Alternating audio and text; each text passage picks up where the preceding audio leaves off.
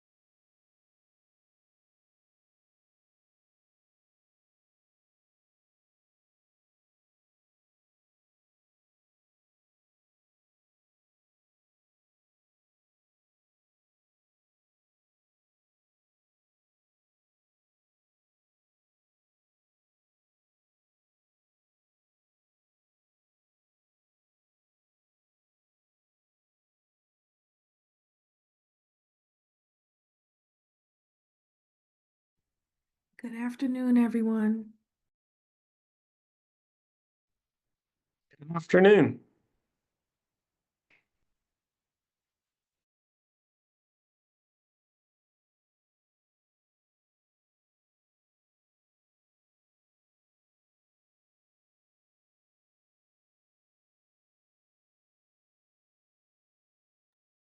Hi, everyone. Just give us about 3 more minutes and we'll go ahead and get started.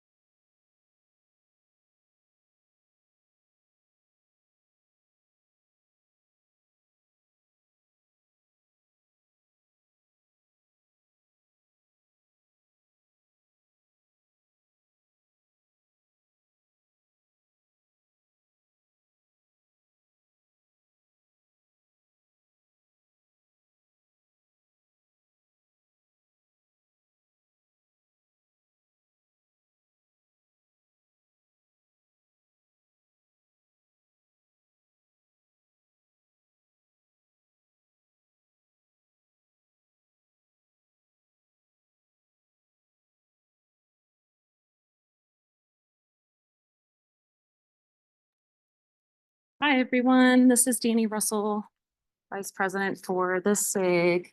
I've been the one sending the emails. I'm sorry, I don't have my video up just yet, but we're going to be doing, Lauren. Yeah, hey guys, I'm gonna share a case report today. We ready to do the screen share or do we still need a minute? Bailey and Duncan are going to, there are any additional announcements, we'll go ahead and make those, but we'll go ahead and get started with Lauren. So Lauren, let me just make sure that you can share your screen. You should be able to. There we go.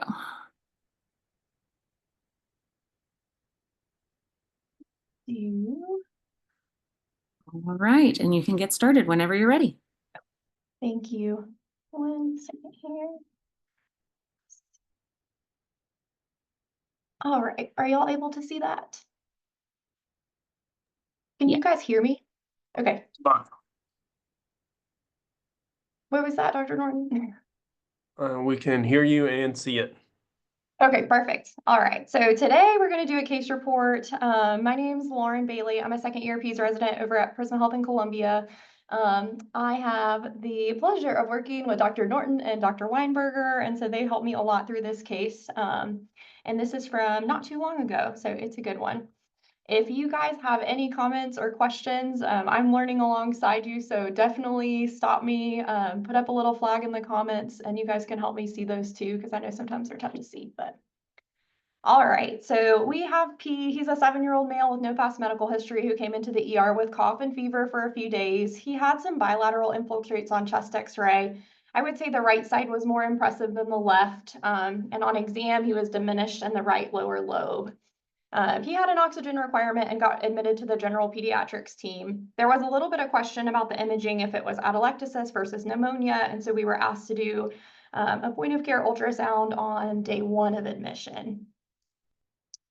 So as we go through these, I'm going to try to tell you what type of probe and kind of how we scanned, but know that there are lots of ways to do everything, of course. So in this shot, we're using a curvilinear probe. We have I guess we're lucky enough to have the nice machines that have a lung preset. I know not everybody has those. You certainly could use like an abdominal or cardiac if unable to, but lung preset for these. And we have our probe angled kind of perpendicular to that lung pleura. We start in the mid-clavicular line at the second rib space, and we're going to kind of work our way down the body, just lateral to the sternum. As we move down, we also are going to kind of move over and do a mid-axillary sweep and then a posterior axillary sweep, but we'll talk about all of those. Our ribs are going to be these echogenic structures up here. The cortex is really bright, and they kind of make this posterior rib shadowing, which makes it difficult to see behind. I'm going to play this video for you, but what we're looking at here is this pleura or the pleural line, which is very echogenic, just deep to those ribs. And we are seeing lung sliding. So lung sliding is this beads on a string appearance or ants on a log, whatever you want to call it. Looks like glistening just underneath the ribs. And that tells us that the visceral and parietal pleura are kind of sliding past each other, which is a good thing, of course. We also have A-lines in this. A-lines are an echogenic artifact that is parallel to the pleura or parallel really to where our probe is. I'll play it one more time. So we're looking for, I don't know if you can see my cursor, but you're looking for the horizontal lines down in the pleura. And that tells us about normal, healthy, aerated lung. And so that's a good thing. This is on our left side. Sorry, I should have started with that. This is our left lung. So our lung that we thought was less diminished on exam and had less impressive infiltrate. So we started on the healthy side. As we go to, let's see if it'll let me go to the next one. As we go to the next one, I'll play this again. What we're looking for here, we are seeing a couple of B lines. So B lines are going to be echogenic as well, but they're going to be vertical artifact and as comparison to our A lines, which were the horizontal. We typically see B lines in unhealthy lung. And so when we have just one B line, we would say that's kind of a normal variant or a focal B line. But when we have more than one B line or three at least, we would say that's more significant. B lines can indicate edema, and they can also indicate interstitial disease in adults. But of course, in kids, we think of things like pneumonia. Can y'all see my cursor? Yep, now we can. Okay, sorry about that. But you can kind of see they almost look like little spotlights coming down, and those would be our B lines. All right. Let's see. This is actually a still shot. Still on our left side, we've switched from the curvilinear probe to the linear probe, which is a more, we have less depth with this choice of probe, but we have really good visualization of what is within our little range here. So you can see on this side, this depth is still around 6 to 8, which is what we were doing before, but we have this little subpleural consolidation, which is greater than 1 centimeter. So when we have subpleural consolidations that are greater than 1 centimeter, we say that that is more likely to, in combination with B lines, be concerning for bacterial pneumonia. And this subpleural consolidation here actually has some irregular border, and we call that a shred sign. Now we've kind of moved over to the right side of the lung. I'll tell you that there are a lot more images that we didn't take, but I tried to kind of do the high yield ones for you so that we could see all the fun findings. So here, I decided to do this one, even though this is not as impressive, but we see this kind of step off here in the lung, and this is actually a normal finding. And we looked at it for a long time and just decided that this is the area between 2 lobes. And so the reason that we say that this is normal as compared to like a pneumothorax is we have lung sliding on both sides, so there's no lung point. A lung point would be if we had no lung sliding on one side and then lung sliding on the other side.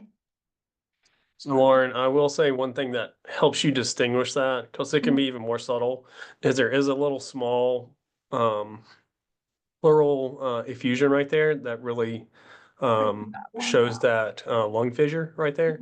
So it lets you see it. Perfect. Thank you for that. All right, let's see. So this, we have continued to kind of scan downwards towards the feet. So we have made it now to the mid-axillary line, and we're pointing our probe kind of posteriorly towards the spine. And what we're seeing here is a special sign called the spine sign. We're still using our curvilinear probe, sorry for that. And what we typically see when we have a healthy aerated lung is not the spine. So that lung usually fills up that space and we're not able to see the spine. But when we have an atelectatic lung, it gets pushed forward in addition to this space back here, which is filled with fluid. And so we have a pleural effusion that's pushing our lung forward and also showing us the spine. Also our lung has some air bronchograms, which are those little white yucky, like purulent filled spots, and something that can help us determine if we have pneumonia versus atelectasis, because that you can see air bronchograms in both as if those air bronchograms are dynamic. In this shot, it's difficult to see if they're dynamic, but they were in other views, and so that kind of pushed us towards pneumonia as opposed to atelectasis. Let's see. Okay. In this view, we have kind of come to the posterior axillary point. Again, we're scanning towards the back, but most importantly, we've scanned far enough down where we're looking for the diaphragm and the liver. And so on the right side of the screen, you'll see the liver. In the middle, you'll see this nice diaphragm. And this is actually the corner of the lung. And so this is called the jellyfish sign. There's a couple other names for it as well, but basically you have this atelectatic lung that's kind of swimming in this pleural effusion. And so it just kind of wiggles around in there. It should be kind of nice and tight in there without all of this fluid surrounding it. Let's see. And then this is a very similar shot, but one thing that was interesting here is if you look, a little bit difficult to tell, but you can see almost in this area, I'll play it again for you, starting to see possibly some loculations in that fluid. So we know as the fluid sits for a long time, you can start having more complex parapneumonic effusions. And so when we saw that, we got a little bit worried that maybe this kiddo was going to need more advanced imaging. And so we actually requested a chest CT. He did have a loculated pleural effusion, and then he had a VATS procedure to break all that yucky stuff up, and he had a chest tube placed. I think that's all I have. Say that our surgery colleagues were the ones that requested it. We made the argument that we didn't need it. It just further proved that, yes, he did have a loculated effusion. All right, I used the primary care ultrasound book and then also some radiopedia just for air bronchogram images. But anybody have any questions or need to go back to images? I had a quick question. The images that you showed with the ultrasound, there doesn't seem to be a large effusion. Was there a time lag? At least I don't think. I mean, it's there, maybe moderate or so, but was there a time lag between the ultrasound and the CT scan? Or is this actually large effusion? So I think we saw this kiddo over 2 separate days, and he did get the chest CT within 24 hours of our last ultrasound. We classified it as a moderate effusion. And I think the radiologist on the CT read it as a moderate to large complex effusion. Okay, thank you. Hey, Lauren, thank you for that great case. I had a question about kind of following up on what Dr. Norton had mentioned when you run into this, perhaps some surgical colleagues who are questioning if the ultrasound is enough. Because I've run into this a couple times myself when I do my own scans and then they're asking me for a formal ultrasound or a CT. You know, what have you found helpful in your all's practice for, you know, justifying that your point of care ultrasound is sufficient? You know, how do you do measurements? How do you kind of justify that if you've had any success? Dr. Norton, do you want to take that one since you do more than me for sure? So, say killing them with kindness, and showing the ultrasound. We actually upload them to the chart, and if they do request it, we then go back and after the diagnosis is confirmed, and then point out that yes, this is the same thing. The newer surgeons here are more willing to go based off of our point of care scans as opposed to the older surgeons. But it's just it's more culture change. You have to keep showing the evidence, showing the images, like almost like putting that in their face. That way they can't ignore it.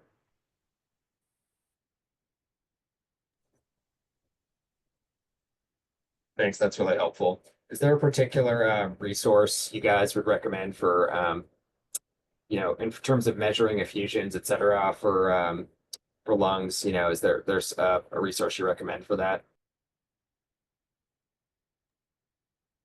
There's not a lot of papers from what I remember. I'll have to look it up. I don't remember off the top of my head, but there is a way to measure it. Most of the time, I'm just by training my eye so much, I've just been able to almost do like a radiologist and be like, this is like a moderate, this is a small. But I haven't formally used anything to measure it. Okay, so it's kind of like with cardiac where it's more of a gut, like, you know, good squeeze, bad squeeze for the heart, you know, kind of situation. Chris said he's heard that if it covers the whole dome of the diaphragm, it's at least moderate.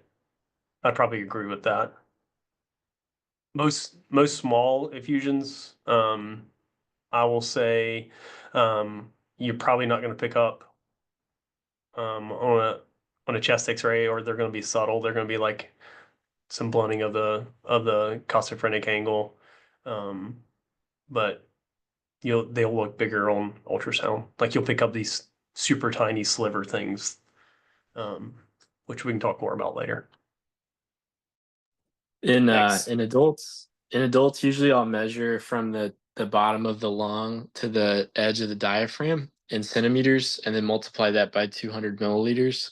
So if you have a bigger kid, that can give you a rough approximation, and then I would think you would just kind of ratchet it down to like 100 milliliters or something for a smaller kid. But then I don't know that there's I'm not sure about any literature sort of helping you estimate the size in smaller children.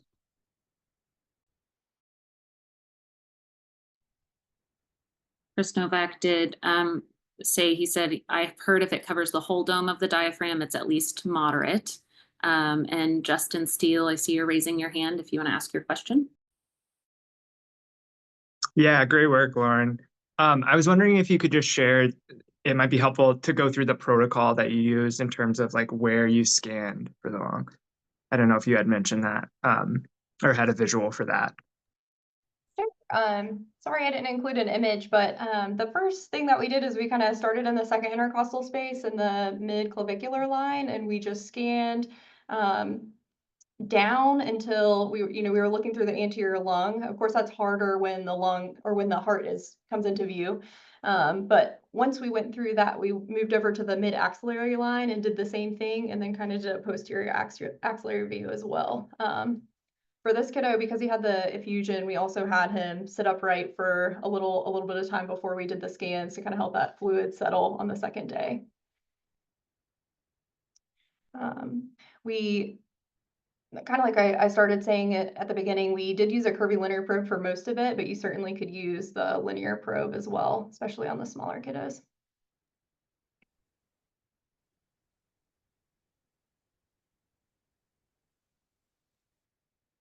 Hey, great job, Lauren. What other questions do you guys have about this case in particular? Chris. Yeah, you guys might be getting into this more after, but one thing I've struggled with a little bit is catching those small subpleural consolidations, like doing a lung scan and being able to say like there is not a pneumonia. Because I find like if they're like 1 centimeter by 1 centimeter, if you're like a little bit off to the side, you could miss it. So do you have any strategies for like increasing the sensitivity so that you can use your POCUS to say like to rule out pneumonia? Or is it more of like is it better to just like rule in? Go over that here in a little bit. I'll give a little presentation to kind of talk more about how I do it and one of the protocols that helps me catch most of those things.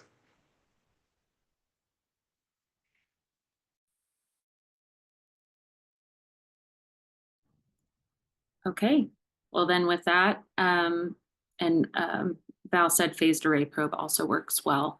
Duncan, or Dr. Horton, would you like to set up your presentation?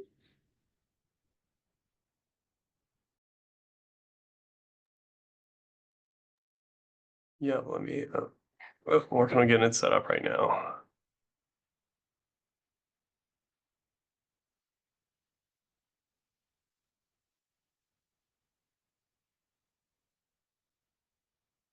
All right, can everybody see it? Yes. All right, so Scott asked me to give a little presentation on neonatal and pediatric point of care lung ultrasound. Full disclosure, I did this at Val Troyner's CME on pediatric POCUS in New York. So a few of you may have already seen it. I have no disclosures to report, unfortunately. There are some products that are going to be shown, but these are not an endorsement of them and are mainly just shown for educational purposes. So the objectives are threefold. One, I want us to understand what the function of lung imaging with ultrasound. The next part is to recognize, proper lung image acquisition and identifying both artifacts as well as what normal and abnormal lung looks like. And then after we've done that, recognize the common causes and diagnoses that are associated with those. So I'm a big history buff, especially when it comes into medical literature. Ultrasound was actually first used in the 1970s when it was studied. It didn't really take off until the Titanic sunk. And that's when they started using ultrasounds as actually to identify icebergs on these big cruise liners. we went a long time until the 1950s before it was used clinically. And then everybody was like, well, lung ultrasound will never be able to be used because you have all the air in the way. And Daniel Lichtenstein, who's a Frenchman, actually first started using it in 1983. He first published it in the early 1990s in critical lung ultrasound and lung sliding. This began to gain traction. He used it in the ICU, adult ICU settings, and then emergency medicine started picking up on it in the early 2000s. And then after that, Daniel Lichtenstein developed what's commonly known as a Blue protocol, and that's when it was published. This is mainly used more in adults. There are variants of this in the pediatric literature. There's no formal PEDS Blue protocol specific for each age group. So take it with a grain of salt, and I'll kind of go through that. So first off, show me the probes. You know, it's just like the old setting, like show me the money. There are lots of different probes that you can use for this. Here on the left is a high frequency linear probe. This is a high frequency curvilinear probe. This is a low frequency curve a linear probe, and this is a phased array probe. All of these probes are appropriate for lung ultrasound. I will say that these two right here are more appropriate for infants, neonates, and toddlers. They're going to give you the most bang for your buck because you don't need the depth, so resolution is key, as opposed to these right here. These are going to be for your larger school age kids to teenagers. These are going to give you the most bang for your buck. So people always ask me, well, what am I looking at? Well, lung ultrasound, it's just plain weird. All right. It doesn't look like other organs. When we use ultrasound, you are physically looking at an organ, whether it's normal or abnormal. In lung ultrasound, if you see lung, it's abnormal. So you're really looking at artifacts. And the reason why looking at normal lung is all artifact is because air is the enemy of ultrasound. It causes a scatter effect, so you don't get anything back. So think if you're standing in a parking garage and you're standing behind somebody and you're trying to have a conversation with them talking away, it's really hard to hear them because you don't get much echo back. It's the same way with lung ultrasound. So you really have to have something to bounce that back, almost like you're standing in the Grand Canyon. So how am I oriented? This is a CAT scan of the chest, sagittal, with a high frequency probe placed on the chest. The probe marker is here, so it's facing towards the head. I want it perpendicular to the pleural line, and the reason for is it's going to help me with my artifacts. And the base of the or the non-probe marker end will be pointed towards the feet to start with. Knowing that I need my ultrasound beam to hit my pleura, I call it the all-knowing pleura, because this is key to all ultrasound. If you can't find the pleura, you need to understand where to find the pleura, because this is where all artifacts are based out of. The way you can identify where the pleura should be is based off the ribs. The ribs have a nice echogenic cortex. Thanks to the periosteum, they shadow. We know that just under the ribs runs the parietal pleura, and next to that should be the visceral pleura. From here down is everything lung. And the goal after this of going through our artifact is to know normal from abnormal. So when we're talking about artifacts, lung artifacts are all about patterns. They're pattern-based, they're repeating, and generally not mixed together, although there can be some specific cases that we'll talk about. The first pattern that we're going to talk about is an A-line pattern. Let's see if I can. And so what this is a reverberation artifact. It is due to the sound wave bouncing from the pleural line down back up to the ultrasound footprint, because the pleura is highly reflective. That ultrasound beam then bounces back from the footprint back down to hit the pleura again, which bounces up. The machine is super smart, but it's also dumb at the same time. And what I mean by that is it sees the exact same image, but it takes twice as wrong, so it repeats that image. So you get a reverberation of mirror images. Now, the thing that makes it interesting is it gets dimmer and dimmer the further you go down. And the reason that is as the beam passes back and forth through the tissue, you start losing power in the sound wave. And so the amount of energy that the machine receives back is diminished, even though it's giving you the same image.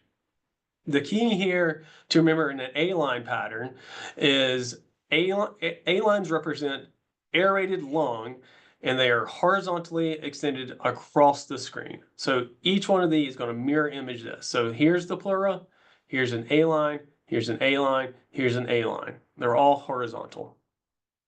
This is opposed to what we call a B-line pattern. These are vertical artifacts. Think loss of aeration. This can be to pulmonary edema. This can be due to inflammation, infarction, atelectasis. Think of it as visual crackles is the best way to think about B-lines. There's these vertical visualization of the lung now. This is typically thought by our adult colleagues more or less, at least from a med student standpoint, is when they're taught this, they think pulmonary edema. Well, us in peds, we don't see a whole lot of pulmonary edema. We do, but the biggest thing that I would say is if you see a lot of B-lines, think interstitial fluid. Things that can do that are vast. The most common is viral pneumonia and bronchiolitis.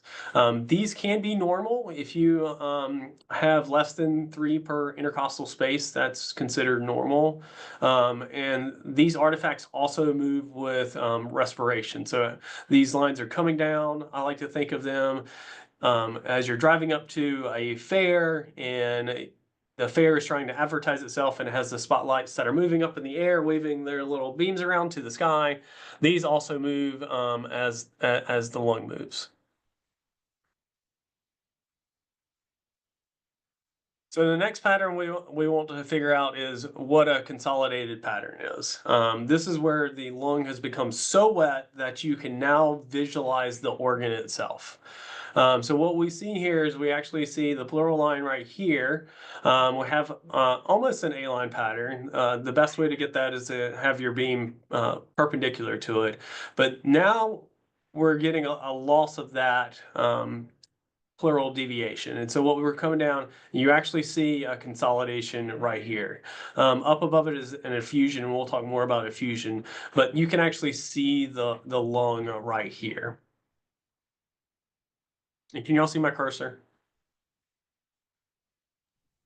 Yes. This is the consolidation right here.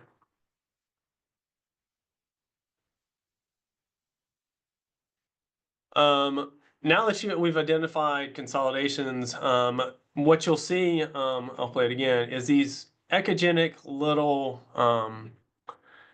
spots within the lung itself. Dr. Bailey briefly alluded to them as air bronchograms. And so what they are is they are air bubbles that are trapped within essentially the bronchioles and small bronchioles within collapsed lung. These can be static or dynamic. Static means as you breathe, they don't really move. They may move with the lung, but they are not moving within the bronchus or bronchioles themselves. These can be associated with atelectasis or sucked-in pneumonia, so they're not very specific. or they can be dynamic, and we'll go over these. Dynamic ones, you can actually see the air move up and down within the lung tissue as they breathe. And so that's air bubbles that are trapped. Dynamic air bronchograms are associated with pneumonia. And so if you do see those, it will lend more credence that you do have a pneumonia that you're working with. So this right here, these are static air bronchograms. As you can see right here, these little white dots, they kind of look like they move, but really they're just moving with respiration. There's one dynamic one up here, if you really look, but most of these are not moving, so they're static.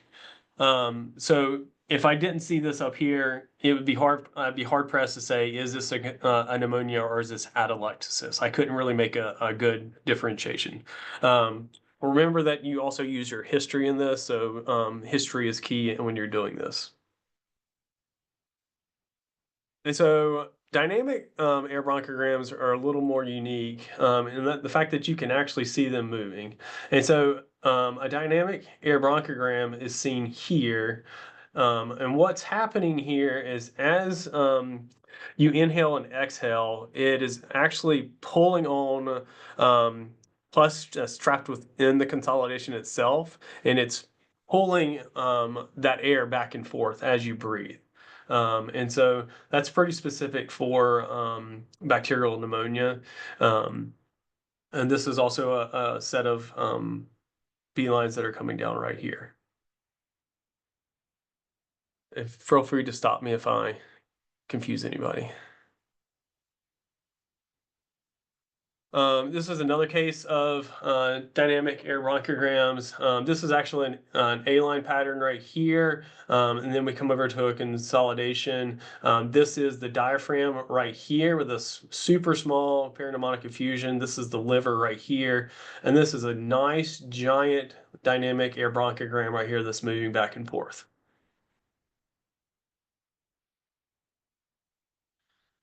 And since we saw that effusion, it's appropriate to then talk about the different types of effusions you can have. These can be simple versus complex. I will say they are typically found in the lung base, but not always, especially if you have necrotizing pneumonia or a complex effusion. Simple effusions are typically anechoic. Once you start to get echogenic material within them, they start to become considered more complex and require different management.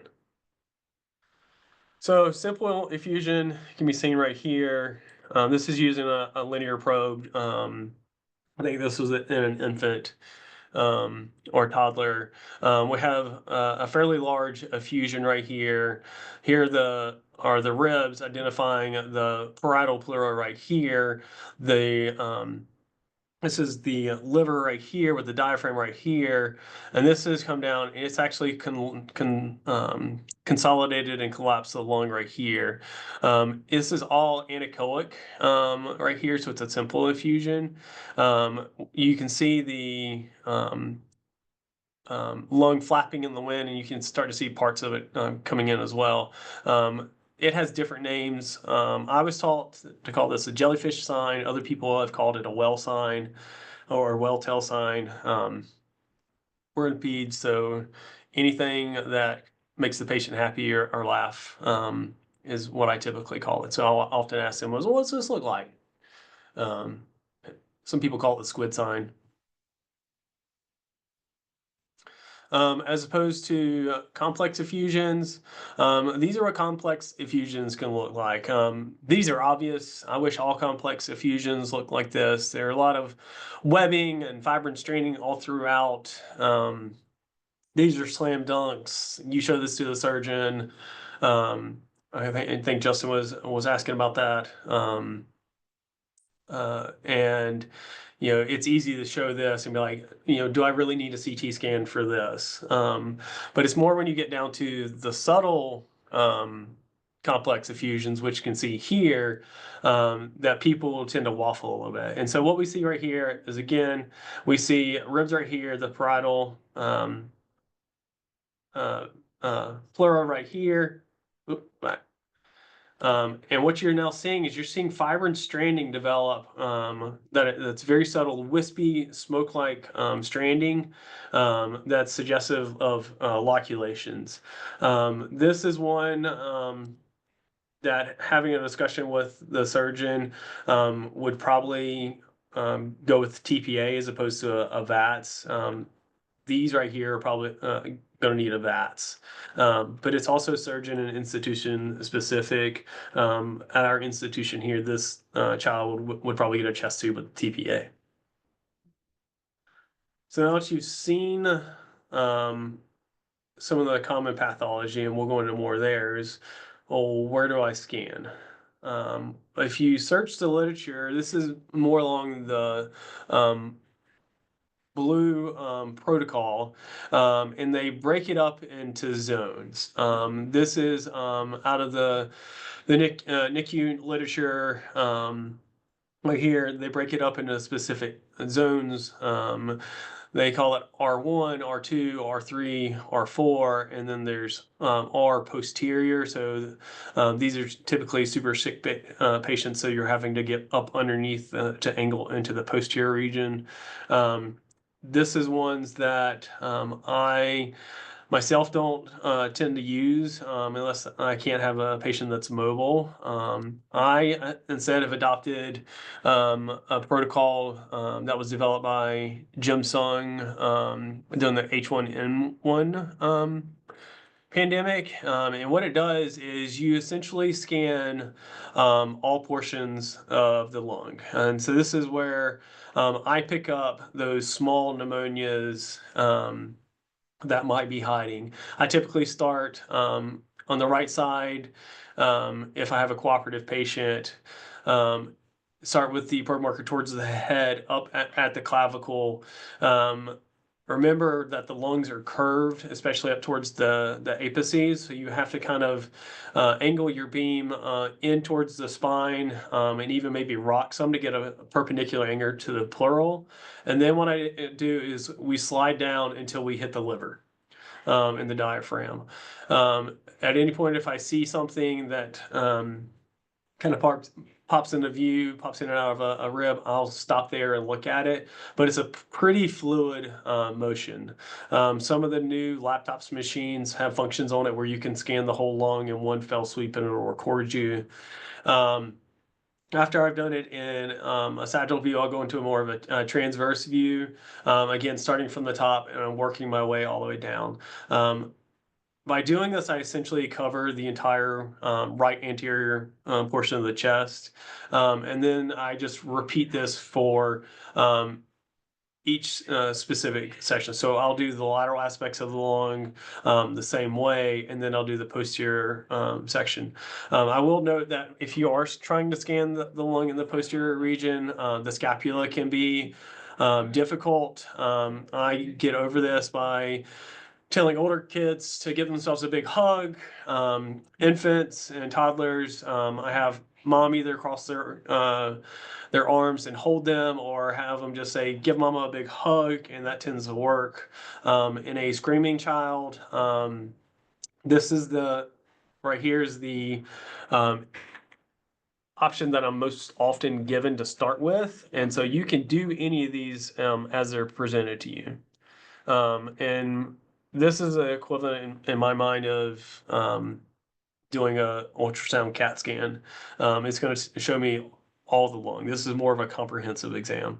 If I've done a comprehensive exam and found something, I will come back if I'm looking at stuff and just do more of a limited focused exam based off how the patient's doing.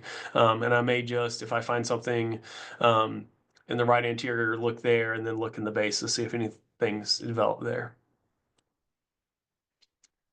So a fusion assessment, this can be found anywhere. So like I said, if you have some loculation, it can be anywhere on the body. They tend to drain down if you sit the patient up, give it about 30 minutes. That's what I found after having a discussion with one of our peds radiologists is that's what they recommend to be able to get the best view of an effusion if it is there. to give you an estimation of the size. But it can be found anywhere. Typically, though, it's going to be found in the lung base. Most patients are laying down. The way I direct the probe marker here is backwards, so please don't follow this right here. As probe marker goes towards the patient's head, I go in a mid-axillary line about the level of the diaphragm. Shoot it across the lateral aspect of the chest, and then angle my beam down towards the spine, which is going to give me the most information. So this is going to give you some information here. What you'll see is normal. So this is normal right here. So what we have is something called a curtaining artifact, and this is actually a phased array probe that's on a handheld ultrasound, and what you see is this is the liver right here with the right kidney coming into view. This is the diaphragm right here, and what's happening is as aerated lung comes into view, it creates a curtain effect where it shadows everything down. The other norm that you see here is there's a mirror image artifact that's across the diaphragm. So what you're essentially seeing is the liver on the other side of the diaphragm. And one of the ways that I can confirm that, yes, I am truly seeing a mirror image is I can look at the spine itself. Aerated lung should block the sound wave from hitting the spine. So where the diaphragm hits the spine should stop, and the spine is right through here. So if the spine goes past that, it's called a positive spine sign and is indicative of abnormal lung. So we talked a little bit about this, so I'll go fast. Is get something called the jellyfish sign. This is, again, the jellyfish going through, and also we have a positive spine sign. And so what's happened here is the spleen right here with the left kidney, and what you see is the diaphragm right here. There's a consolidation up towards the anterior portion of the screen where the probe is, and down low we can see the spine down here where it's protruding through with abnormal lung.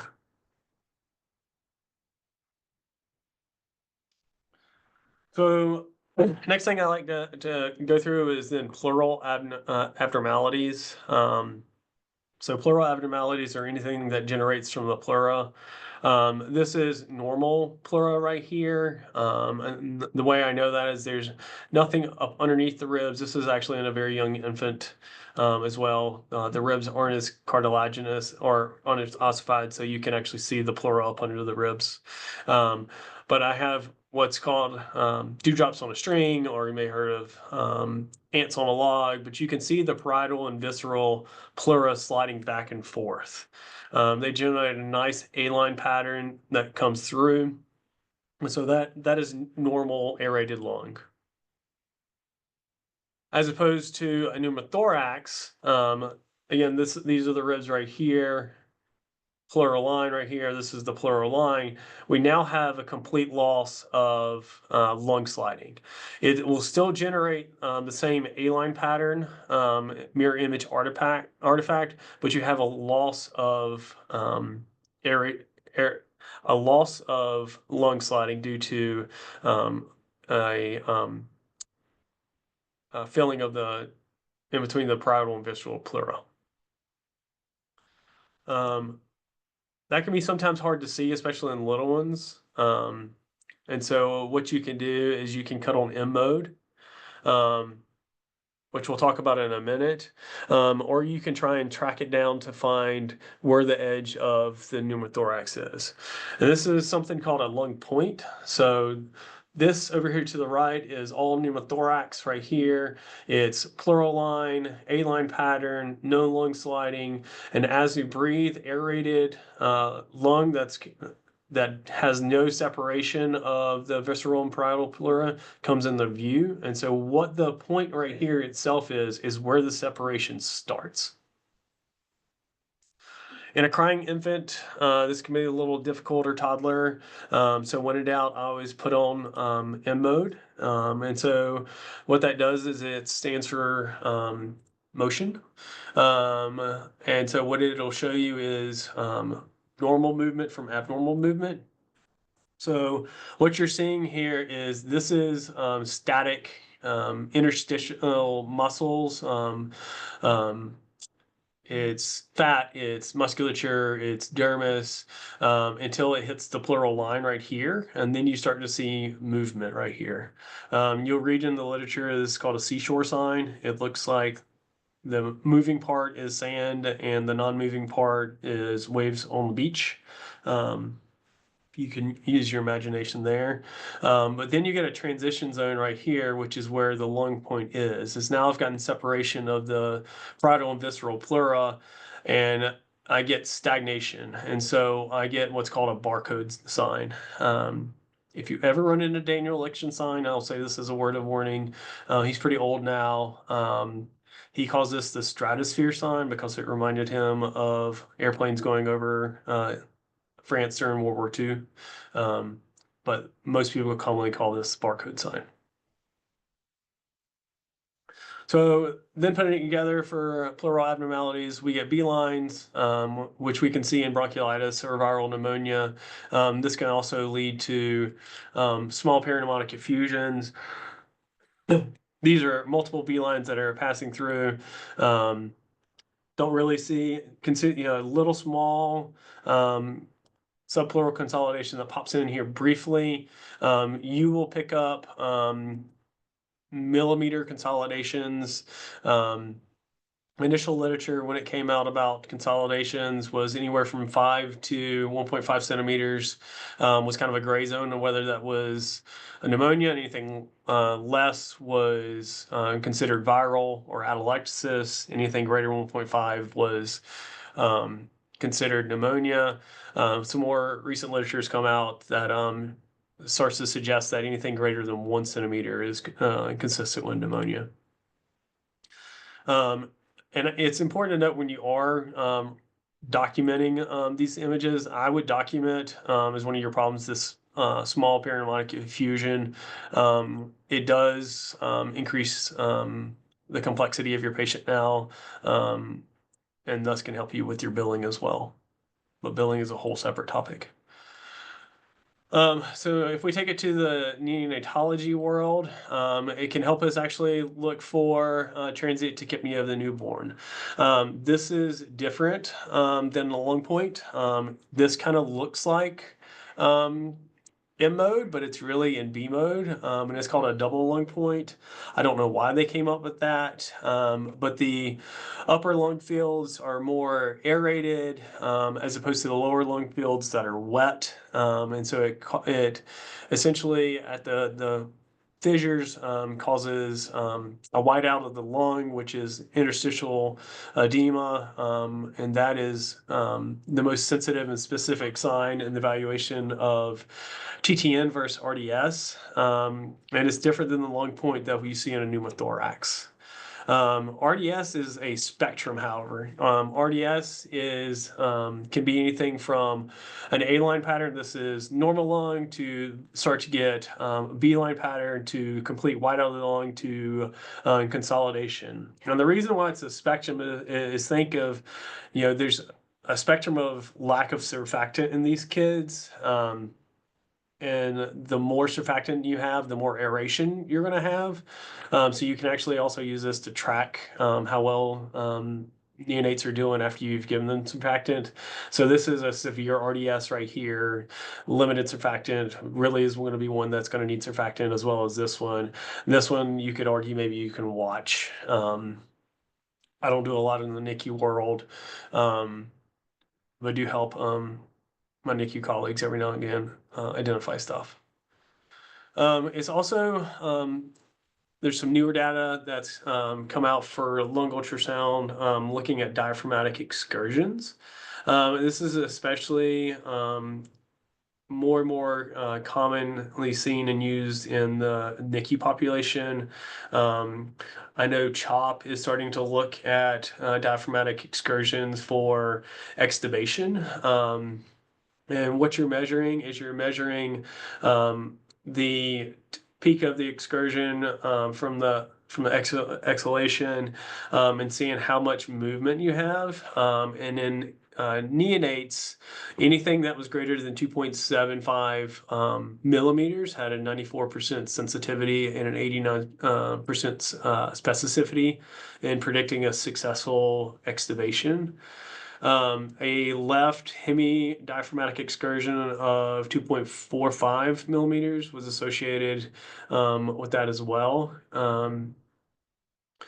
Greater than a 4 millimeter diaphragmatic excursion in pediatrics is the most recent data I've seen. It was associated with successful excursion in kids. However, I will caution you, don't go out and speak this as gospel. There are no standardized norms yet. Those are things that we as a group need to work on. And so could be something that we need to work on in the future.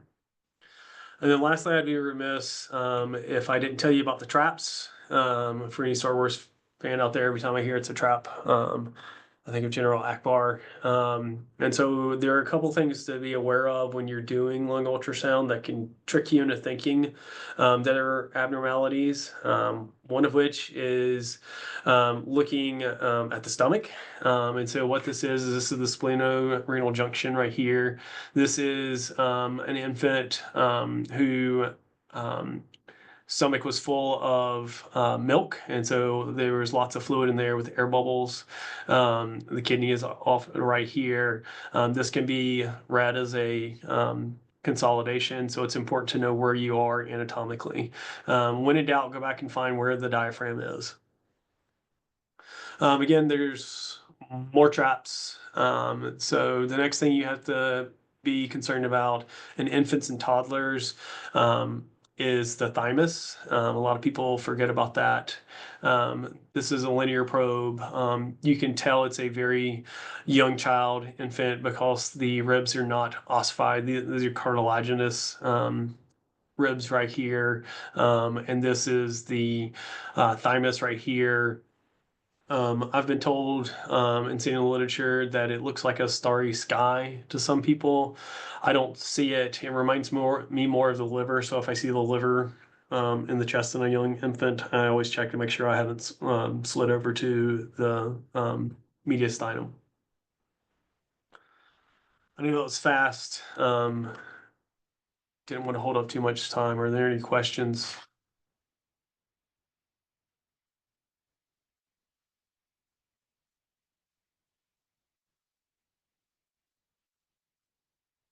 Have I bored everybody to death? Do you often find yourself going back to re-examine somebody who maybe has a clinical change, like a increased oxygen requirement, or you know, you get paged by the nurse that they're working harder to breathe, and I guess sort of what's your threshold for going back to like re-examine someone you've already POCUSed? If there's a change in either clinical status, worsening O2 requirement, tachypnea, or they just start looking ill, I'll go back and look at that. I try and use it to let me have a marker to do it. I don't go around and ultrasound every pneumonia again the next day. I find myself a lot of times using more lung ultrasound to rule out pneumonia, to show people that it's atelectasis, especially in conjunctions with lack of fever and low inflammatory markers. That's the way I tend to go about it more than anything. But yeah, I do go back and rescan people. That help? When you're documenting and putting these images in the chart, are you putting the entire protocol in there, or are you just putting in key images or key findings, pertinent positives and negatives? So it depends on how many images I have. Sometimes I'll take multiple clips of the same area, and those I will cherry pick. But if I do the full protocol, I put everything in.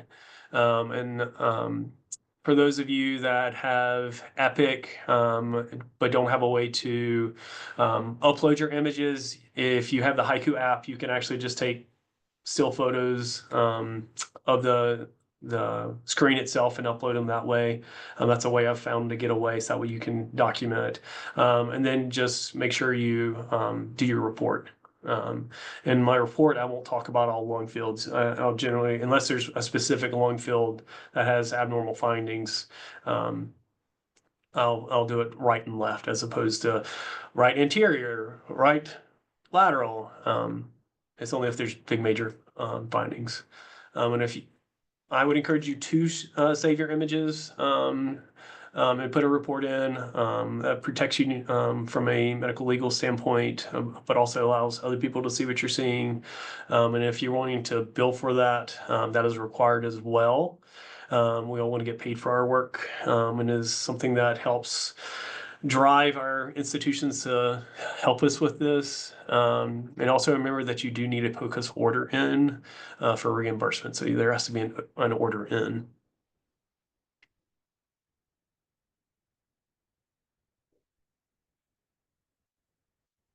Good question.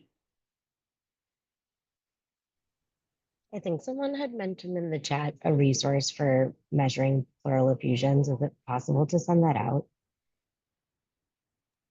Yeah, I sent Kevin a few references I think a while back, so I'll dig out that email and can forward it to the group.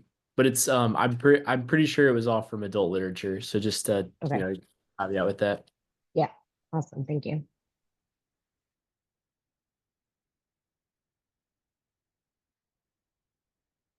Any other questions?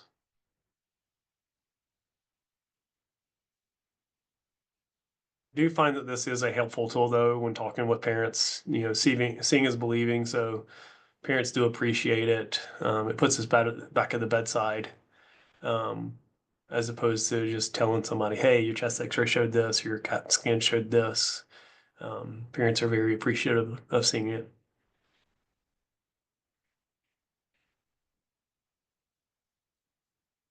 Thank you so much. Sorry I was late, but learned something new. So really appreciate your presentation. It was great. Sure thing. All right, Danny, I'll turn it back over to you. All right. Thank you, guys. This has been a great meeting. All of this has been recorded, so this will be uploaded to the YouTube channel within the next week or so. Other announcements that I have, really not much more outside from the email. I didn't know if anybody had any other, before I kind of run through those again, if anyone else had any other opportunities or questions that they had that they wanted to list.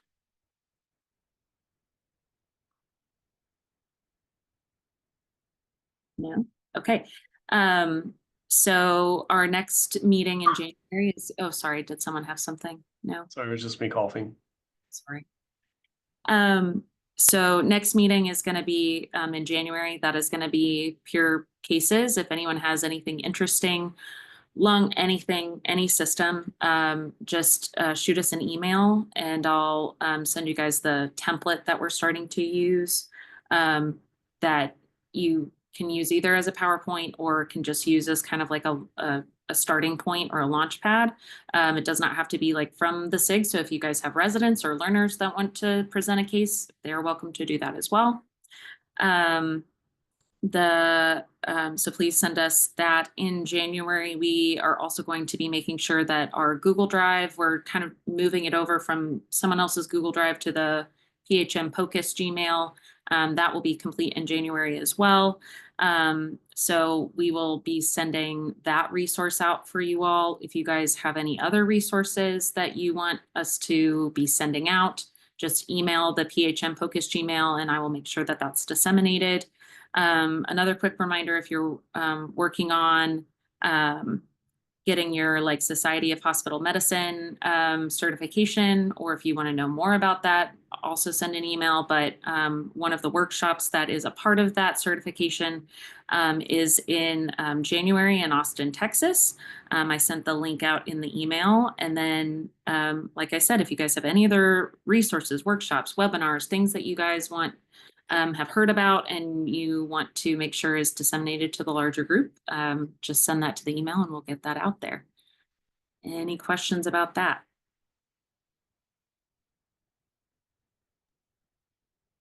Thanks, guys. Appreciate you. Well, thanks, guys. This has been great. Thank you. Thank you. If there's Yeah. nothing else, end it.